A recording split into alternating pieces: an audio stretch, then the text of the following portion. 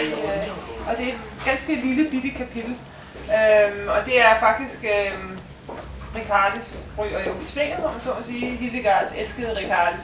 Og nogle af de mest rørende breve, der er bevaret, altså virkelige breve fra Hildegards hånd, rørende og forfærdelige og alt muligt breve, hvor Hildegard, et af de få steder, hvor hun viser, hvem hun er som menneske, det er i hendes breve til Ricardes. Ikke kun til Ricardes, men til høj og lav. Hun skriver til Gud og hver mand for at få hende tilbage. Det der skete er, at Ricardes har fået en stilling, som er abbedisse i et kloster længere oppe i Nordtyskland. Hildegard er sikker på, at der er noget snyd med i billedet, noget handel med kirkelige embeder, som er forbudt. Så hun vreder armen om på en hel masse høje mænd inden for kirken, for at få dem til at give hende Ricardes tilbage. Hun udøver også en vis form for religiøs mobning. Siger, at hvis I ikke gør, som jeg siger, så vil det gå skidt. Og det er ikke bare i det her liv, det er også senere og så videre. Det er pænt hårdt at få at vide af Guds eget talerør. Så hun ryger i de breve, så ser man en Hildegard, der er helt ude af balance, og som er røget helt af sporet, og som opfører sig, altså, man ser nogle af hendes mørkeste sider faktisk, men også nogle af hendes mest rørende og sårbare sider. Det er et lille kapitel, jeg vil læse for jer, det er også et eksempel på, hvordan jeg har prøvet at arbejde med at få sådan mere lyrisk tone ind i nogle af kapitlerne. Mange af kapitlerne er bare fortællende, en helt almindelig god historie fra middelalderen, og så er der nogle, der er mere poetiske.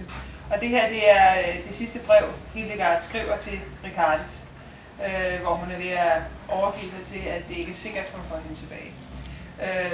Det er der, hvor brevet optræder, det er Hildegards egne ord, dog lidt bearbejdet af mig. Men i store hele er det Hildegards egne ord, de fleste af dem.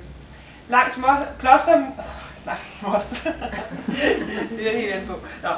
klostermuren er pindsvin gået i hi, redder af strå og visne blade. Kroppens urenheder siver gennem piggene. Man kan få en slem betændelse ved at stikke sig på dem.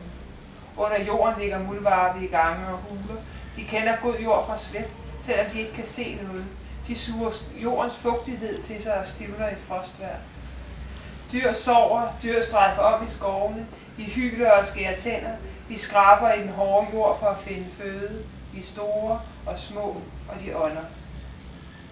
Blade og frodigt græs gør lyde bløde, lokker vinden til at viske sig sødt. Nu har kulden svedet græsset af. Rifrost forsvarer jorden med knitrende lanser.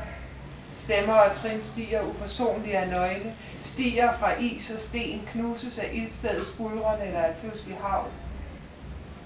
Dybt i kroppen klynger hemmeligheder sig til kridhvide knogler. Blodet skjuler dem. Med tiden vokser de gennem kødet, slår ud på huden som rød kløver. Hildegard har hældt sort blæk i sit horn. Det er fæstnet til pulten med en messingring. Hun dypper pennen. Hun ved, at ingen ord vil være de rette. Min datter, lyt til din mor, når jeg taler til dig i ånden. Min sorg stiger op til himlen.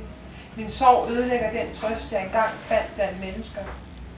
Fra denne dag vil jeg sige, det er bedre at søge tilflugt hos Herren, end at stole på mennesker.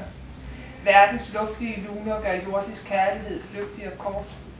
Selvom hjertets udvalgte er et menneske af fornem rang, visner hun også med tiden. Jeg elskede dig på denne måde, det er min forbrydelse.